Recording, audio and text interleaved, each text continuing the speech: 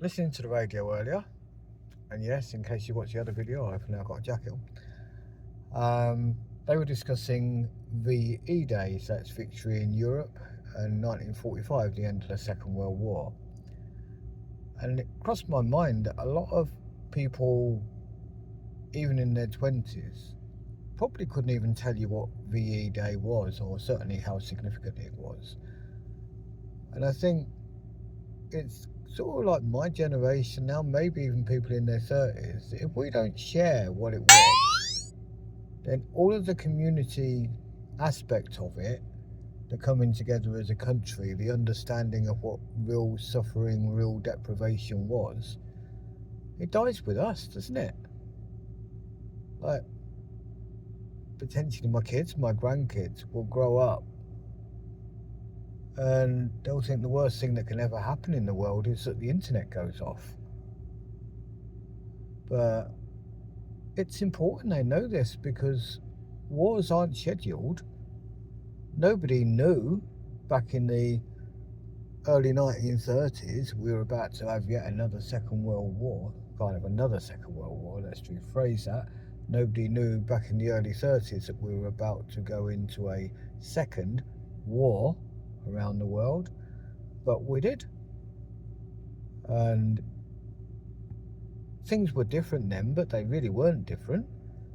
It was the same sort of people as it exists now, 2 arms, 2 legs, that sort of thing. Yet they didn't know, and it's something they had to adapt to. And we sort of get the tiniest little glimpse of it. We look at what's happening in Iran and we think, oh, we might have to send the Navy, what we got left of it. And in other countries, like the Gulf War, for example, most of the armed services had some part to play. In the Falklands, they definitely did. But these are tiny little skirmishes by comparison to a world war. So if the kids maybe even since the 2000s, have never experienced that sort of thing, and they've got no contact with people that have, it's not real to them, is it? It can't be real. And if it's not real, why would they try to avoid it? In fact, they could even go into it thinking it's like some sort of reality TV thing. Wow, this is exciting. Look, there's a world war. We're sending troops over. They're not going to realise until it's too late. Those troops are going to be them. Their kids are going to be going to war.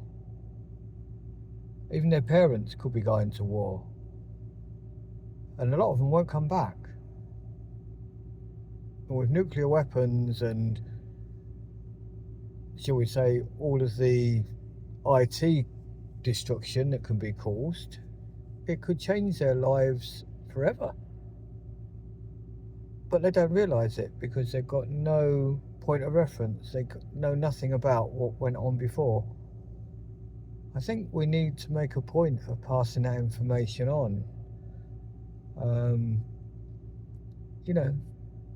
We do, don't we?